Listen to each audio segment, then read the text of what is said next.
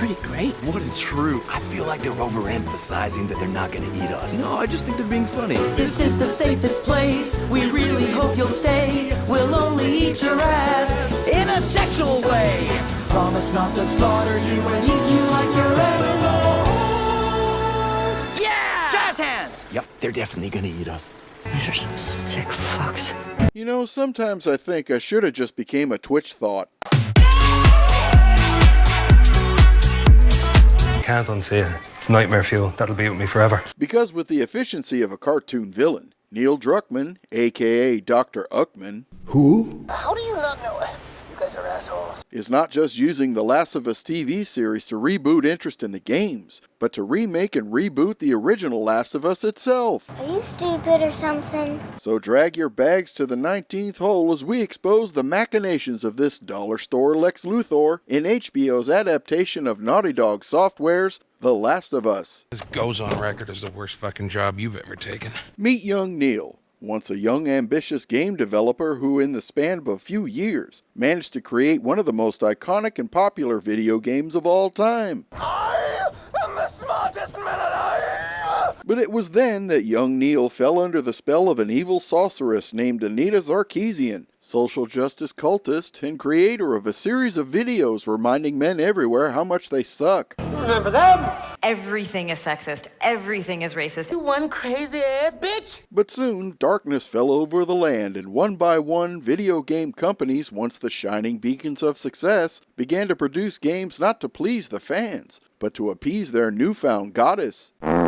That's nasty. Young Neil became one of her most devout followers, not only injecting her philosophy into his own works, but the works of others as well, ruthlessly removing anyone who stood in his way. What an asshole! But all was not well at Naughty Dog. With the commercial failure of his underage sexual DLC and his reimagined Uncharted 4, fans and executives started to doubt his abilities. Fat, drunk, and stupid is no way to go through life, son. Sending a young Neil down an even darker path, and it was then that Dr. Uckman was born. Wah, wah, wah. Openly deceiving fans with false trailers to his upcoming sequel, and intentionally delaying its release to reimagine The Last of Us 2 in his own image. You fucking sneaky bastard!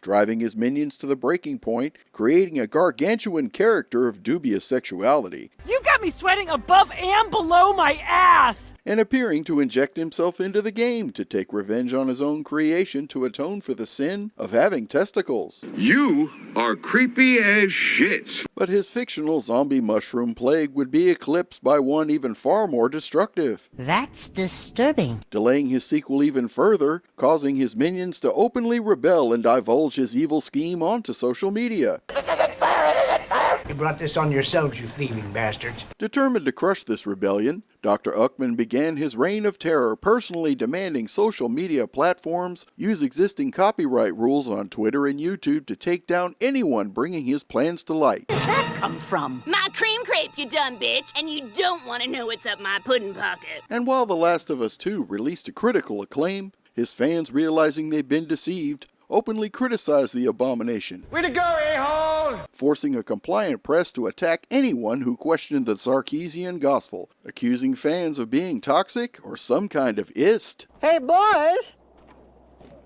Look what I got here! Hey, where are the white women at? His reputation in tatters, and his deity's influence waning as other kingdoms slowly tuned out her feminist frequency, How dare you! Dr. Uckman began to despise the fact that fans still held the original game in such high regard. And it was then he formed a new scheme even more dastardly than the first. Now smile while I write my name in you. Abandoning his determination that a film version of The Last of Us would ever be made, Dr. Uckman recruited a willing ally to bring his creation to television. Sir, I have a... Out! Get out! Get out now! Using HBO to rewrite the fan-revered Last of Us to recreate the story in line with the disaster of Last of Us Part 2. Oh, so this is where all the waste and sewage winds up. As far as the show itself, it promises a dumpster fire of social justice douchebaggery. Excuse me, it's ma'am! As evidenced by the casting choices, Dr. Uckman will introduce characters from the unpopular DLC Left Behind into the first season to establish Ellie's sexuality. Get out of there! In addition, the show is rife with race swapping of characters, and if you think it's not intentional, think again. And while Chernobyl's Craig Mazin is writing for the show, he is reportedly only assisting, and make no mistake, it's Dr. Uckman's script. Why are these all stuck together? With his new storyline established, Dr. Uckman will then be able to remake the original Last of Us in line with the despised Last of Us Part 2, avenging his fallen deity, I sell my used panties to old men online. and finally putting those toxic fans in their place once and for all. That was terrific. It was good for me, too. To add insult to injury, the remake of the Last of Us game will supposedly include new features, such as an Abby DLC indicating HBO will attempt to rehab Abby's character. Quite the female golfer. Ha! I knew it! And of course, nothing says revenge more than a standalone version of the game, complete with microtransactions to milk the customer for all they're worth. Why treat the customer this way? Why? 'Cause fuck them, that's why. Now, I'll admit there's a chance the show might succeed. Yeah, you keep telling yourself that bullshit. But if I had to guess is what the game will be like. Like a hot pile of garbage? Because with 2 unsuccessful attempts at adaptation, and Naughty Dog's motivation more aligned for punishment than profit, I would say the chance for success is in doubt. Well, no fucking shit. But hey, it's not like Naughty Dog could lose money and go out of business. Or could it?